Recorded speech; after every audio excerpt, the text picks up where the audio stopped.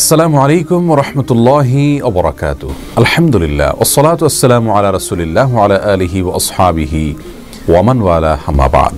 সুপ্রিয় দর্শক শ্রোতা ভাই বোন, অনেকেই আমাদের কাছে জানতে চান যে কোনো ছেলে অথবা মেয়ে একে অন্যকে যদি পছন্দ করেন, ভালো লাগে এবং তারা কোনো প্রকার সম্পর্কে জড়ানো ছাড়া শুধুমাত্র আল্লাহর কাছে দোয়া করেন সেই কাঙ্ক্ষিত এবং পছন্দ হওয়া মানুষটিকে পাওয়ার জন্য, তার সঙ্গে বিবাহ যেন আল্লাহ রাব্বুল আলামিন সহজ করে দেন, ব্যবস্থা করে দেন, এরকম দোয়া করা তাদের জন্য জায়েজ আছে কি না। তার এই প্রশ্নের উত্তরে আমরা সহিহ মুসলিমের একটি হাদিস উল্লেখ করতে পারি, যেখানে প্রিয় নবী সাল্লাল্লাহু আলাইহি সাল্লাম ইরশাদ করেছেন, লা ইয়াজালু ইস্তাজাবু লিল আবদ মা লাম ইয়াদউ বিইসমিন আও কাতিআতি রাহমিন মা লাম ইস্তাজিল। অর্থাৎ বান্দার দোয়া আল্লাহ রাব্বুল আলামিন ততক্ষণ পর্যন্ত কবুল করতে থাকেন যতক্ষণ না সে কোনো পাপের কাজের জন্য দোয়া না করে এবং আত্মীয়তার সম্পর্ক ছিন্ন করার জন্য দোয়া না করে এবং তাড়াহুড়ো না করে।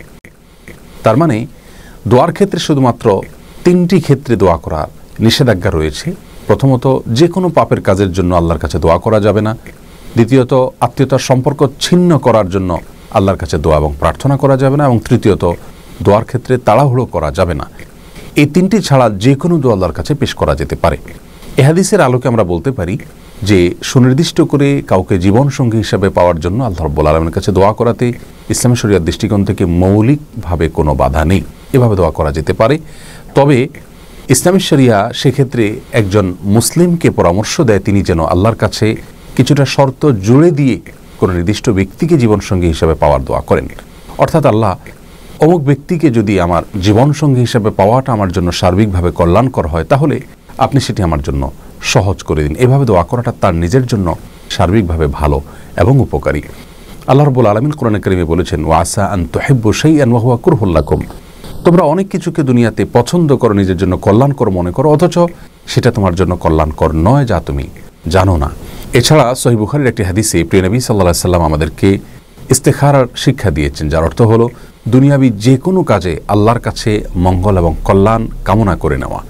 সে দোয়ার একটি অংশ হলো ওয়াকদুর লিয়াল খাইর হাইসু কান সুম্মা রদনি বিহি, যার অর্থ হলো আল্লাহ আমার জন্য কল্যাণ যেখানে লেখা আছে আপনি সেই ফয়সালাটাই করুন এবং সেই ফয়সালা যেন আমি মন থেকে মেনে নিতে পারি, আমার মন যেন সন্তুষ্ট চিত্তে গ্রহণ করে নেয়, সেরকম তৌফিক আমাকে নসিব করুন।